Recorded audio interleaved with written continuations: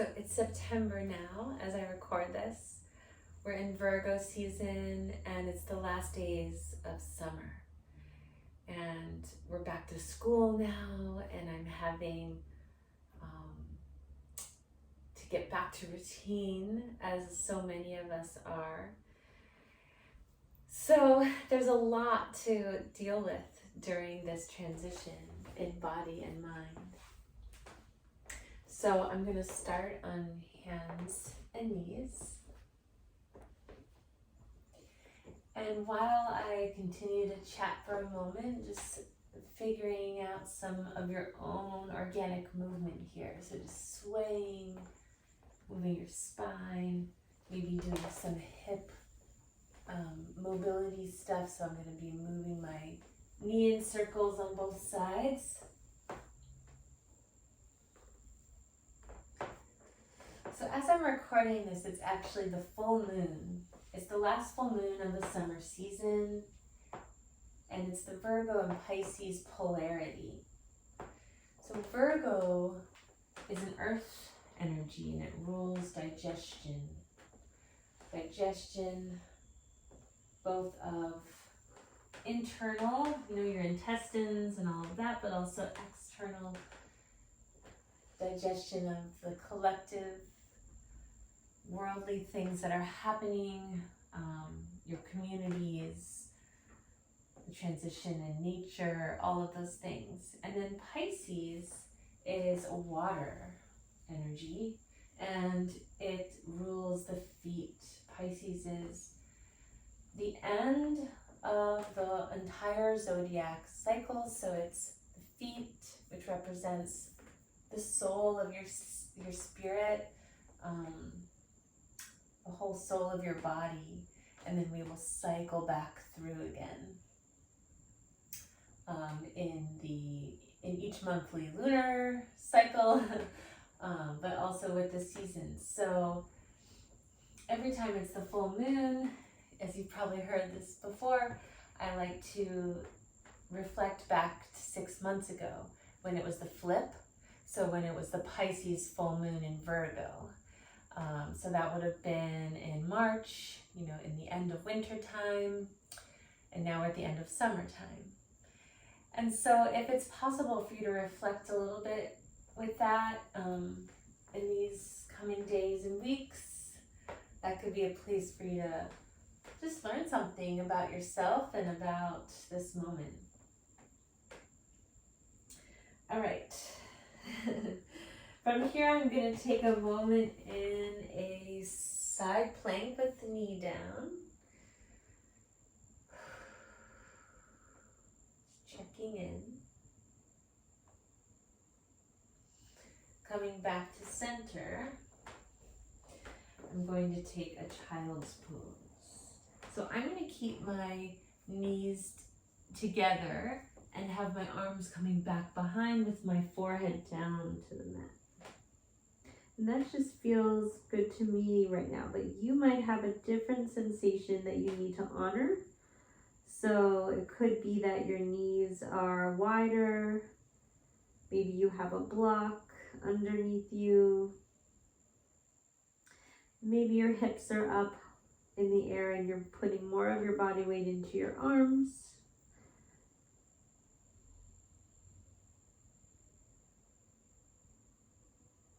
But take this pause as a grounding moment.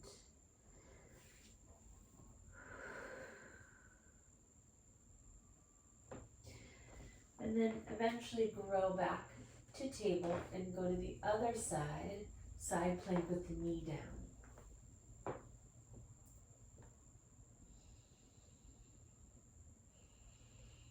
Finding some intention in how you're breathing. And then coming back to your version of child's pose.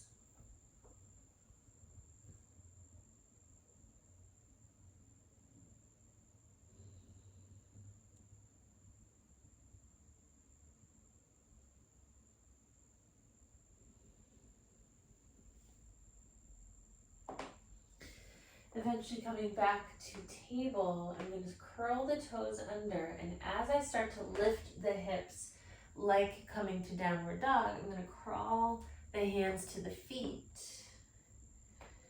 and then bring my elbows to my thighs.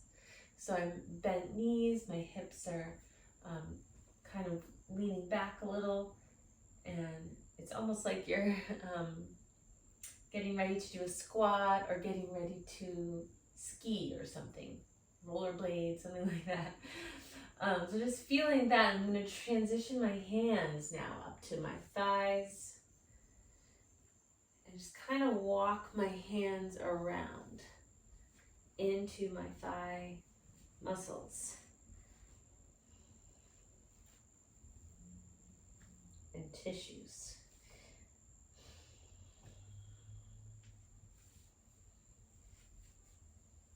And noticing that connection of lower half of the body to upper half. And also how everything is held on through the feet. Everything is down through the feet.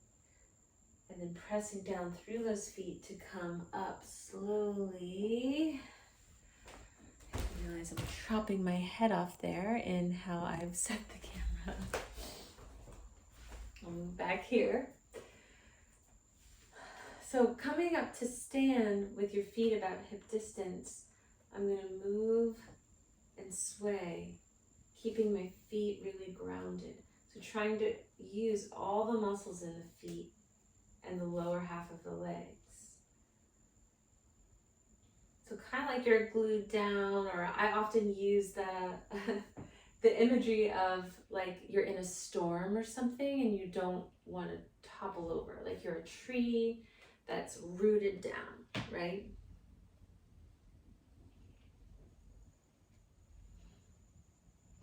And then from there, I'm going to keep my knees bent, and so it's kind of like I'm slanting forward, and I'm going to reach my arms forward and hold on to thumb or fingers somewhere, and just push forward and drop my head back. So it's not a back bend. I'm not really extending the spine besides the cervical spine. I'm keeping that flat, engaged, and so I'm feeling it more in my ankles and my legs, but then also feeling my torso having to work the whole wraparound of the core. From there, coming back up slowly, bending the knees and standing a few times, just doing a few pulses.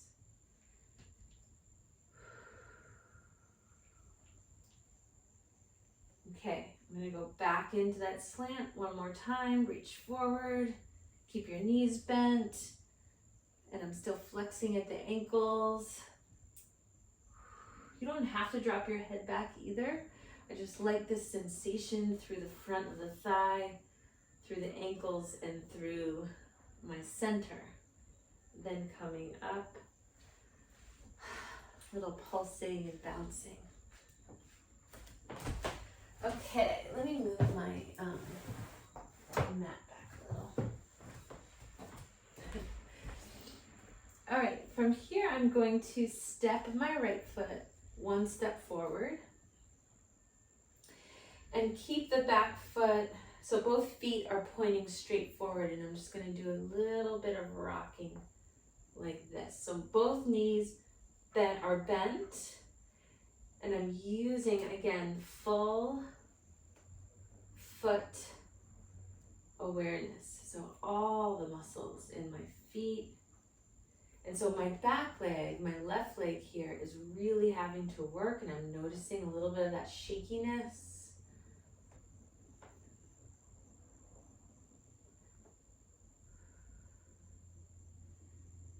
Good, and then stand firm for a moment. From here, I'm going to bend both knees until I can drop that back knee down. And so my stance is kind of close together. This is something I've been working on with my teacher, Catherine, in Mindful Strength. And so that's a way to build strengthen the legs, but you can have your feet wider. Whatever needs to happen for your knees and your whole body health. Okay, so from here now I'm gonna let my back foot relax. I'm gonna take my left hand outside of my right thigh and reach the right arm back for a twist.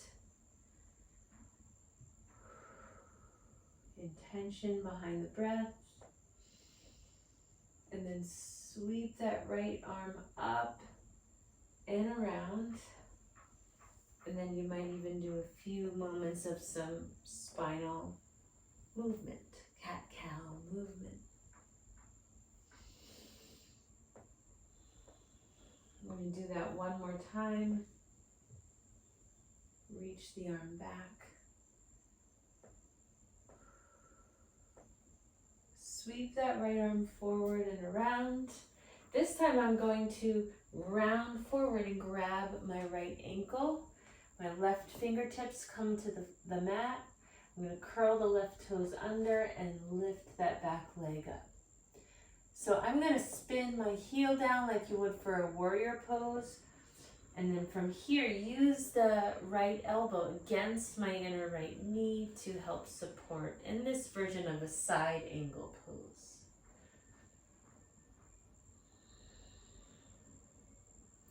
Opening the chest, anchoring through both feet. Excuse me. And then releasing down, dropping that left knee down. Okay, last thing here, I'm going to step the right foot forward, another step. I'm going to use blocks now under my hands in a lunge moment. I'm going to pick the back knee up again and just take a moment to really stretch out in this lunge. And when you feel ready from here, hop the back foot in. Walk the blocks forward and lift the back leg up. So I'm taking a standing split variation. I'm going to open the left hip, bend the knee, and explore there. Come back to center, tap the left toes down to the mat. Maybe lift up a few times with hip bones pointing down to the floor.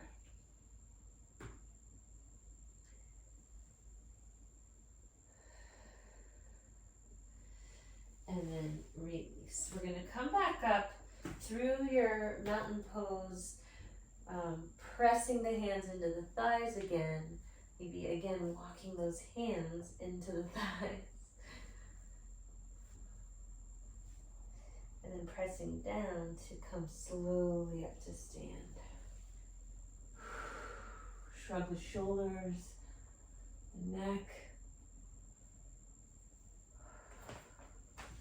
And I'm just going to turn and walk for a moment.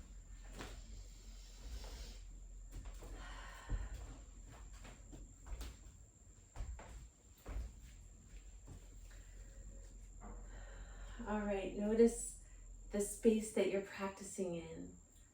If you always practice in the same room, maybe you notice the change in light or temperature based on where you're at in the season. If you're doing this elsewhere, not in your home, not in your regular space, maybe also just checking in with the moment. I'm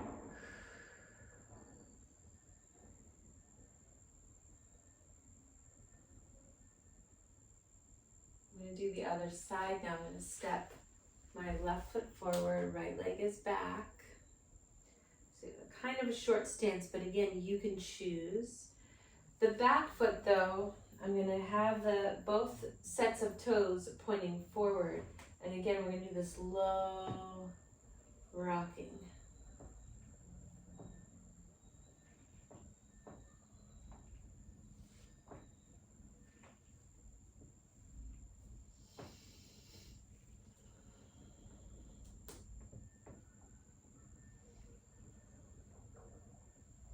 Really noticing all the areas of the foot.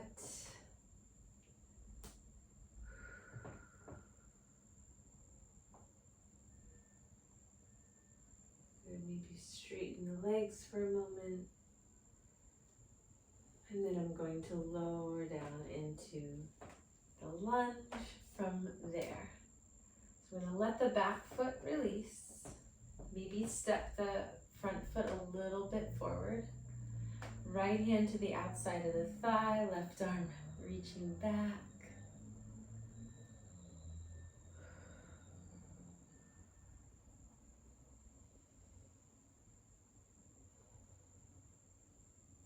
Sweeping that left arm up and over, back to the front. Good, taking some cat-cow like movement. Going again one more time, reaching the left arm back.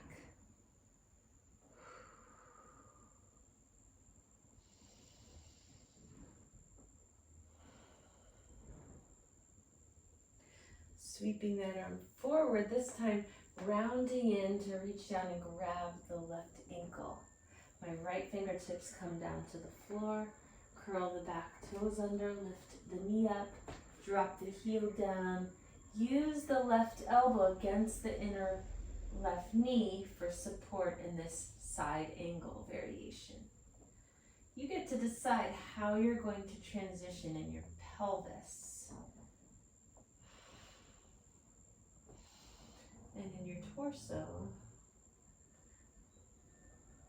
trying to engage both feet.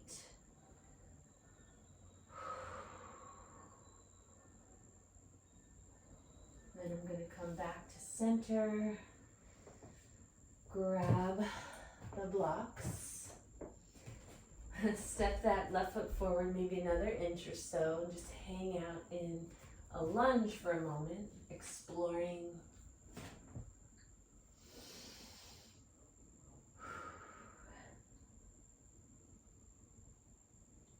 And then from here, starting to transition to your standing split. So I'm going to walk the blocks and hands forward,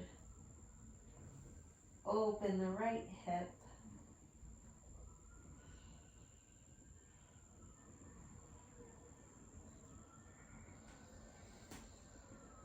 and then turn the toes to face the mat so the pelvis points down to the mat, and then maybe a few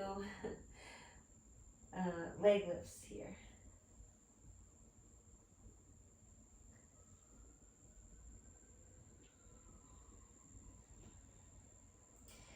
And then this time, instead of coming up, I'm going to lift my heels, come down to a squat, a low squat, and begin the transition onto the back. I'm going to take my blocks with me. I'm going to take a moment to place one block behind my thoracic spine, mid-back, and then the second block behind my head. So this is a version of fish pose, an opening. Maybe reach the arms out and back to the sides.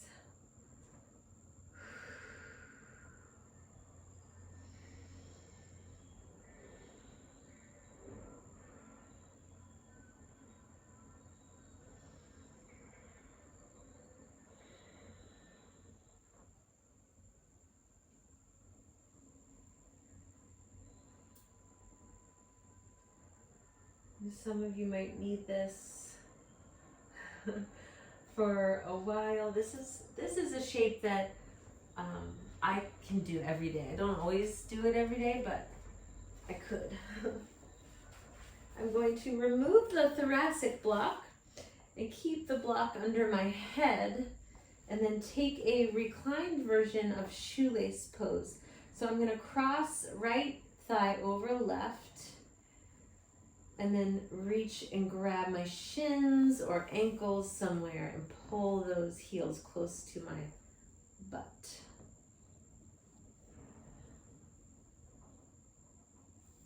You might decide that you want to hold the feet differently or the legs differently, so just go ahead and figure out how you want to hold it.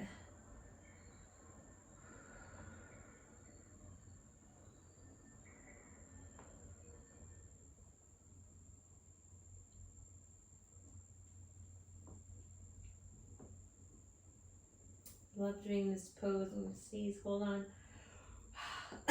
Maybe not. I love doing this pose at this particular full moon because it reminds me of that connection of earth to water, feet to digestion, feet to center.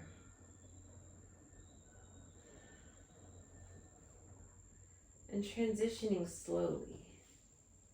Unravel, plant your feet back to the mat, maybe a little sway.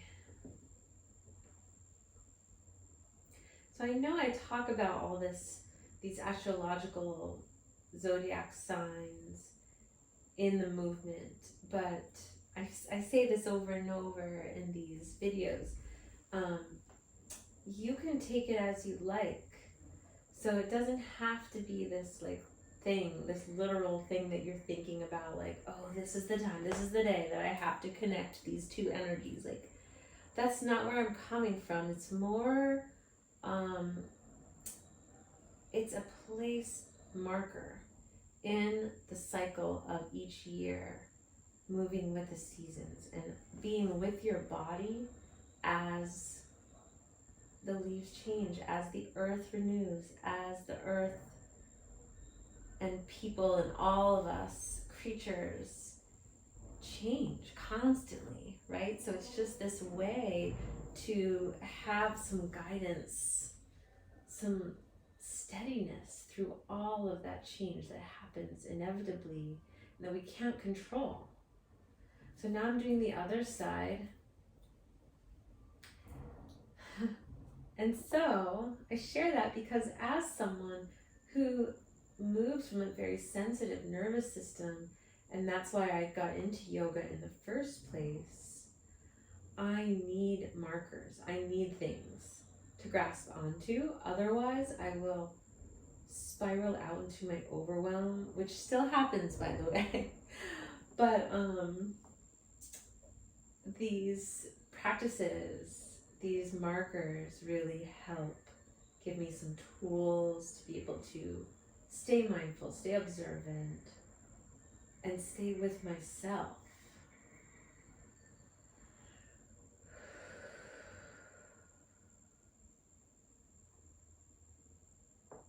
And that's maybe the hardest thing to do, being human, being alive, is to stay with yourself, to not get caught up in everything else,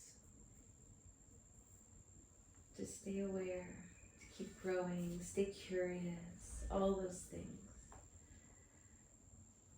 Because if we're not curious and aware, then we won't be loving or compassionate or vulnerable in how we show up with each other. Anyways, that's enough of that. Okay, that's your Virgo practice. A few more weeks of it, then we transition to Libra in autumn. Last thing I'm going to do after all that is lay flat on my back, move the block to my belly, and put some load into it. So I'm going to put my hands clasped on top of the block. And that can feel so supportive in regulating your nervous system. So enjoy. Follow the ebbs and flows, and I'll see you in Libra